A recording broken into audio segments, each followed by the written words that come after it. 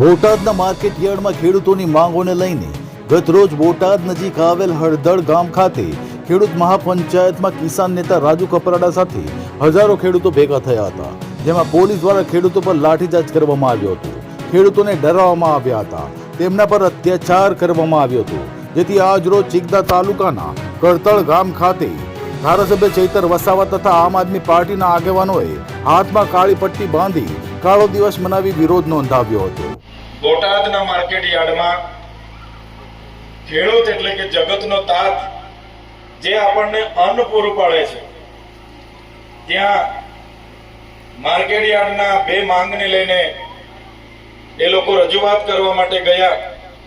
એક બાજુ સરકારે જાહેરાત કરી કે સરકાર ટેકાના ભાવ 1622 કપાસ એક મણના કપાસના આપશે અને 1200-1250 રૂપિયા વેપારીઓ આપીને જ્યારે લૂંટ કરતા હોય એ જ પ્રકારે મગફળી, મકાઈ જેવી બાબતોની રજૂઆત કરવા માટે જ્યારે ખેડૂતો માર્કેટ યાર્ડમાં ભેગા થયા અને ચેરમેનને ખાલી બે માંગણી કરી, ત્યારે આ બે માંગણીનું નિવારણ લાવવાની જગ્યાએ, એનું સમાધાન કરવાની જગ્યાએ ખેડૂત આગેવાન રાજુ કરપડાને પણ ધરપકડ કરી લેવામાં આવી. અને એનાથી પણ વધારે દુઃખદ બાબત, ગતરોજ હળદળ ગામમાં, જે બોટાદથી 3 કિલોમીટર હળદળ ગામ છે, તે હળદળ ગામમાં જ્યારે ખેડૂતો એક પંચાયત બોલાવી કે ભાઈ આપણે હવે આગળ શું કરી શકાય, ખેડૂતને ન્યાય કઈ રીતના મળશે, સરકારને કઈ રીતના વાટાઘાટો કરીએ, આવી સામાન્ય બાબતમાં ખેડૂતોએ બધા ભેગા થયા.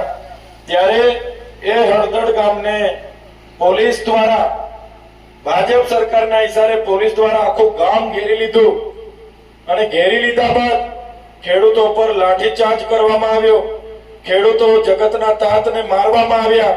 કેટલાક ખેડૂતો નાસભાગમાં ઘરોમાં ઘૂસી ગયા તો ઘરોના દરવાજા તોડી નાખવામાં આવ્યા અને ખેંચીને ત્યાં મા બહેનો હતી એમને પણ ડરાવવામાં આવીને ખેડૂતો સાથે જે અત્યાચાર થયો છે, જેનો અમે સખત વિરોધ કરીએ છીએ અને આજના દિવસને કાળો દિવસ મનાવીએ છીએ.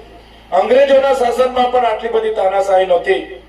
30 વર્ષના આ ભાજપના શાસનમાં જગતનો તાત એ માત્ર ન્યાય માંગે છે, એને કોઈ અંગત સ્વાર્થ નથી.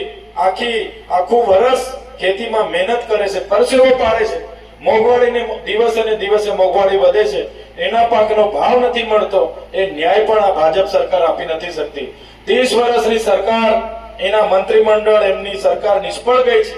ત્યારે કૃષિ મંત્રીએ રાજીનામું આપી દેવું જોઈએ અને જે ખેડૂતોને મારીને પોલીસ દ્વારા ડિટેન કરીને, ધરપકડ કરીને 250 જેટલા ખેડૂતોને પૂરી દેવામાં આવ્યા છે.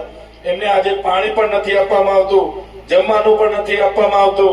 એ ખેડૂતોના સમર્થનમાં અને સરકારના ઇશારે પોલીસે કરેલા અત્યાચારના વિરોધમાં આજના દિવસને અમે કાળો દિવસ તરીકે મનાવીએ છીએ. અને સાથે સાથે આવનારા દિવસોમાં આ પ્રકારના ખેડૂતો સાથે અન્યાય થશે તો આખા ગુજરાતના જેટલી પણ એપીએમસી માર્કેટ યાર્ડો છે એમાં ખેડૂતોને સાથે રાખીને ખૂબ મોટા આંદોલનો પણ થશે અને બોટાદના ખેડૂતો સાથે સમગ્ર ગુજરાતના ખેડૂતો છે, હળદળના જે પણ બનાવ બન્યો છે એ બનાવની વિરોધમાં એ લોકોને ન્યાય અપાવવા માટે આવનારા દિવસોમાં માનવ અધિકાર પંચમાં પણ અમે જઈશું.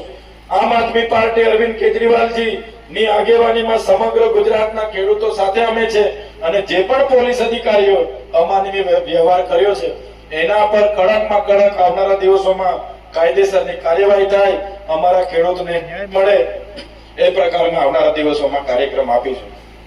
જય જવાન, જય જવાન, જય જવાન, જય જવાન.